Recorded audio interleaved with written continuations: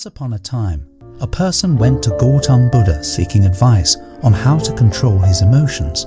The person was struggling with anger and frustration, and he was looking for a way to manage his emotions better. Buddha smiled and asked him to sit down. He said, "I will tell you a story. Once upon a time, there was a king who ruled a prosperous country. One day, he decided to visit the neighboring kingdom. He had heard that the king of that kingdom was famous for his wisdom. When the king arrived, he was welcomed with great honor. The king of the neighboring kingdom had prepared a grand feast in his honor. During the feast, the king noticed a fly in his soup. He was disgusted and ordered his servant to bring him another bowl of soup. The king of the neighboring kingdom saw this and said, "Your Majesty, please do not be angry. It was just a small fly. It does not matter." The king replied, "I cannot tolerate such things. Even a small fly can ruin my mood." The king of the neighboring kingdom smiled and said, "Your Majesty, allow me to give you a piece of advice. It is not the fly that ruined your mood, but your reaction to it. You have the power to control your emotions. Do not let them control you." The king realized the wisdom in these words and returned to his kingdom. From that day onwards, he started practicing the art of not reacting to situations that would previously trigger his emotions. He found that he was able to maintain his composure in challenging situations and was able to make better decisions. The power of not reacting is an important lesson for all of us. We often react to situations without thinking, and this can lead to negative consequences. Reacting to situations with anger and frustration can damage our relationships with others and hinder our ability to make clear-headed decisions. However, it is important to understand that not reacting does not mean that we should suppress our emotions. Emotions are a natural part of our human experience, and it is important to acknowledge them. Instead of reacting impulsively, we should take the time to process our emotions and respond in a thoughtful manner. In another part of the world, there lived a young man named Michael. Michael was a very emotional person, and he often reacted impulsively to situations that upset him. He would get angry and say hurtful things, which would lead to arguments and hurt feelings. One day, Michael decided to take control of his emotions. He knew that his impulsive reactions were causing more harm than good, and he wanted to change. He started practicing mindfulness and meditation, which helped him become more aware of his thoughts and emotions. He also started practicing the art of not reacting. Whenever he found himself in a situation that would normally trigger his emotions, he would take a step back and take a few deep breaths. He would then assess the situation calmly and respond in a thoughtful manner. At first, it was difficult for Michael to control his emotions. He would still get angry and frustrated, but he would take a step back and not react impulsively. As he continued to practice, he found that it became easier to control his emotions.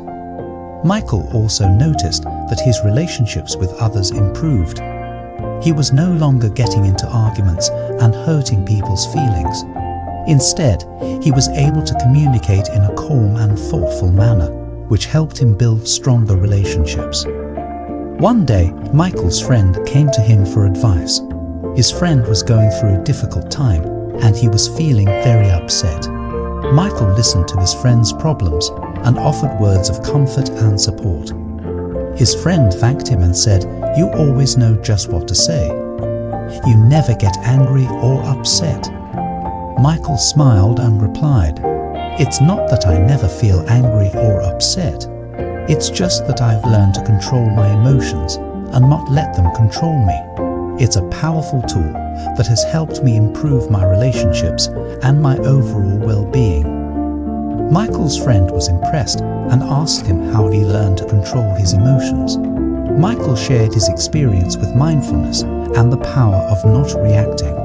He encouraged his friend to try it out for himself, and his friend was grateful for the advice. Over time, Michael became known for his calm and thoughtful demeanor. He was able to handle difficult situations with ease, and people admired him for his strength and resilience. He continued to practice mindfulness and the art of not reacting, and he found that it brought him a sense of inner peace and happiness. The power of not reacting is a valuable lesson that we can all learn from. It takes practice and patience, but the rewards are well worth it. By controlling our emotions, we can improve our relationships, make better decisions, and live a more fulfilling life. The moral of the story of the king and Michael teaches us that we have the power to control our emotions. We may not be able to control what happens to us, but we can control how we react to it. By practicing mindfulness and the art of not reacting, we can learn to control our emotions and respond in a thoughtful manner. It's a powerful tool that can help us improve our relationships, our well-being, and our overall quality of life. So let us take the time to practice and cultivate this powerful skill, and let it transform our lives for the better. Anger will never disappear so long as thoughts of resentment are cherished in the mind. Anger will disappear just as soon as thoughts of resentment are forgotten. He who holds back rising anger like a rolling chariot, him I call a real driver. Other people are but holding the reins. Holding on to anger is like drinking poison and expecting the other person to die. One who conquers himself is greater than another who conquers 1,000 times 1,000 on the battlefield. Do not be led by your reactions, be led by your actions. Peace comes from within. Do not seek it without. In a controversy, the instant we feel anger, we have already ceased striving for the truth and have begun striving for ourselves. The mind is everything. What you think, you become. You will not be punished for your anger. You will be punished by your anger. The root of suffering is attachment. If you want others to be happy, practice compassion. If you want to be happy, practice compassion. Letting go gives us freedom, and freedom is the only condition for happiness. If in our heart we still cling to anything, anger, anxiety, or possessions, we cannot be free. Better than 1,000 hollow words is one word that brings peace. All that we are is the result of what we have thought. Respond, don't react. Respond with reason, not emotion. In the end, only three things matter: how much you loved, how gently you lived, and how gracefully you let go of things not meant for you. He who experiences the unity of life sees his own self in all beings, and all beings in his own self, and looks on everything with an impartial eye. Happiness never decreases by being shared. We are shaped by our thoughts. We become what we think. Do not dwell in the past.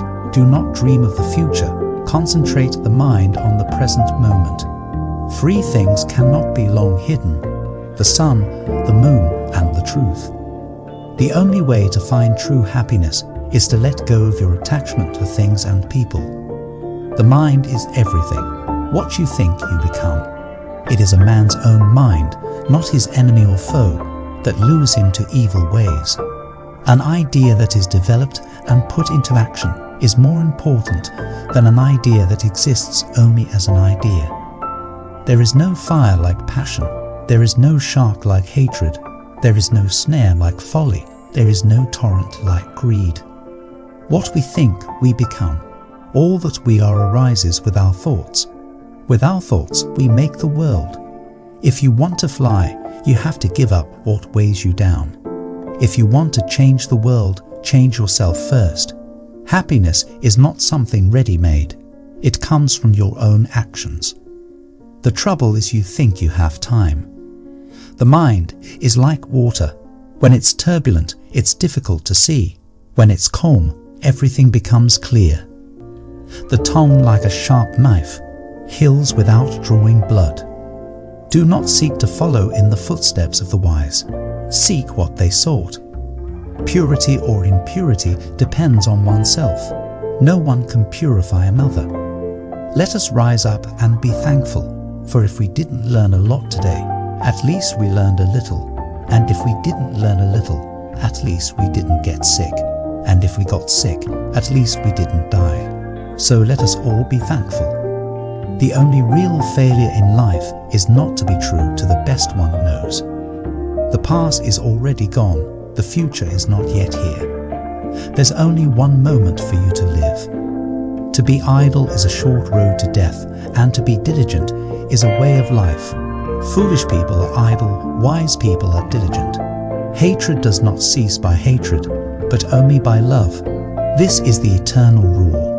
Whatever a monk keeps pursuing with his thinking and pondering, that becomes the inclination of his awareness.